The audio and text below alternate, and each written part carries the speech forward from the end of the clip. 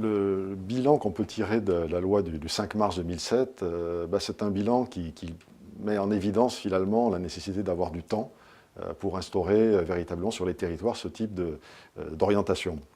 C'est une loi qui finalement est assez exigeante puisqu'elle confie aux maires des compétences qui ne sont pas forcément les siennes, en tout cas de manière évidente, par le biais d'une élection. En revanche, elle lui confie une tâche qui est lourde, puisqu'il doit contribuer, avec d'autres acteurs évidemment, à prévenir un phénomène qui intéresse ô combien la population locale. Ce bilan, il montre en fait que, évidemment, la situation n'est pas égale partout sur le territoire, ça c'est une réalité qu'il faut bien sûr observer. En même temps, on a véritablement des élus qui font le choix de s'investir. D'abord de mettre des moyens, il y a des recrutements qu'on observe, des professionnalisations aussi, il faut bien le dire, dans ce domaine. Donc ça veut dire qu'on recrute des professionnels, des personnes qui sont formées à cela, qui épaulent évidemment les élus. Et puis on a aussi un investissement personnel de l'élu.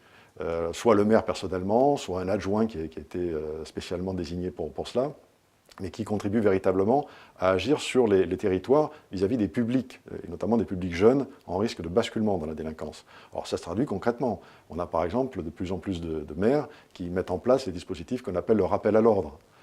Et c'est parfois le maire lui-même d'ailleurs, et qui le fait de manière très solennelle, qui ceint son écharpe tricolore et qui dans son bureau reçoit un mineur, sa famille, pour lui rappeler quelles sont les règles du vivre ensemble, ou du bien vivre, du respect en tout cas de la tranquillité publique qu'il est nécessaire d'observer. Donc ça, cet investissement, il est bien réel. Après, et bien entendu, il y a des évolutions qui sont d'une autre nature, qui sont tout à la fois institutionnelles et juridiques.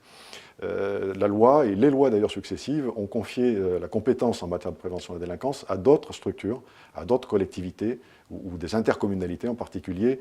Je pense notamment à différentes structures relativement récentes que sont les métropoles par exemple.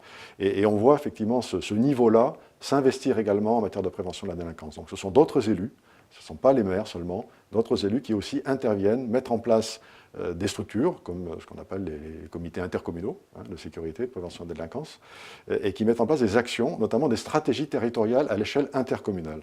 C'est relativement récent, on l'observe nous depuis 2 à 3 ans, mais c'est une réalité, y compris au niveau des métropoles, ce qui est tout récent. Là par contre, les métropoles ont à peine quelques années, et on a déjà des stratégies métropolitaines qui commencent à surgir sur le territoire français.